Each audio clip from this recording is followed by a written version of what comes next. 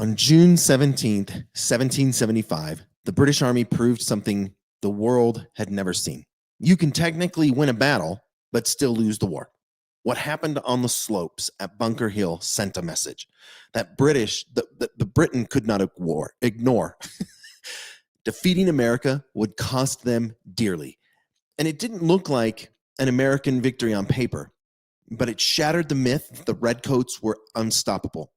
By nightfall, everyone in the colonies knew one thing for sure. This fight just got real. Welcome to our republic. When in the course of human events, it becomes necessary for one people to dissolve the political band, sailors and airmen of the Allied Expeditionary Force. Well, I think it's time we ask ourselves if we still know the freedoms that were intended for us by the founding fathers. Not Those three hallowed words reverently dictate what you ought to be, what you can be, what you will be. we pledge to each other our lives, our fortunes, and our sacred honor. Okay, so let's set this stage, right? After Boston's under siege, right? After Lexington and Concord, British forces were bottled up inside Boston. Colonial militia from Massachusetts, Connecticut, and New Hampshire surrounded the city in a loose siege. It wasn't a professional army yet, just farmers with muskets, but they had one huge advantage. They knew the land and they weren't going home. Across the harbor sat two key heights, Breed's Hill and Bunker Hill, overlooking the city and the British fleet.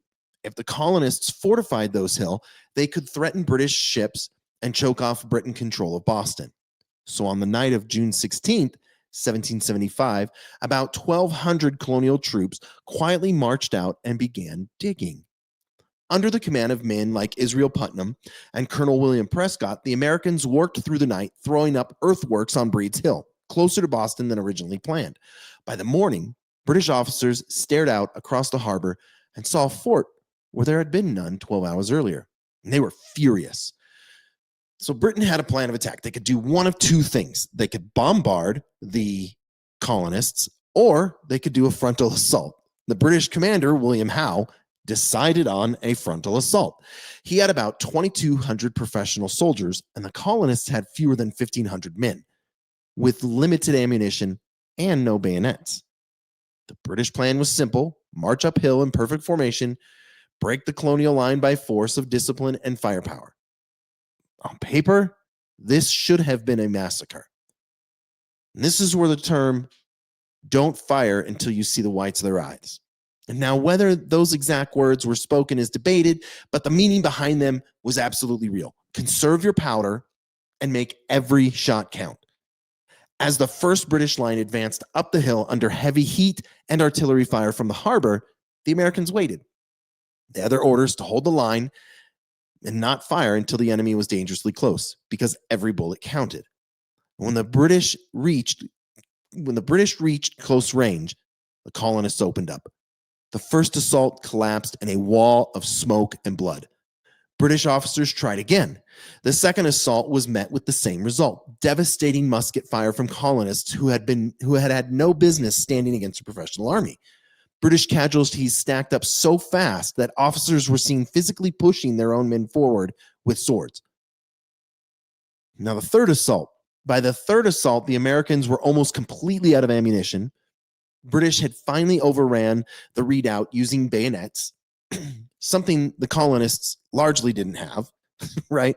They couldn't fight with their bayonets. So the Americans fell back, but in good order. And the British took the hill. Again, on paper, the British won, but the price was staggering. British casualties were over 1,000 killed or wounded, and the American casualties, about 450. Nearly half of the entire British assault force became casualties in one afternoon. And so why did Bunker Hill change everything? Before Bunker Hill, Britain believed this rebellion would be crushed by show of force alone. After Bunker Hill, they realized something something terrifying. The colonists weren't just protesting. They were willing and able to fight a professional army head on. Even King George III acknowledged that the conflict was now an open rebellion, not a police action. Within weeks, the Colonial Congress formally created the Continental Army and appointed George Washington as commander, which we spoke about earlier. And the skirmish had become a war. So why is this called a Pyrrhic victory?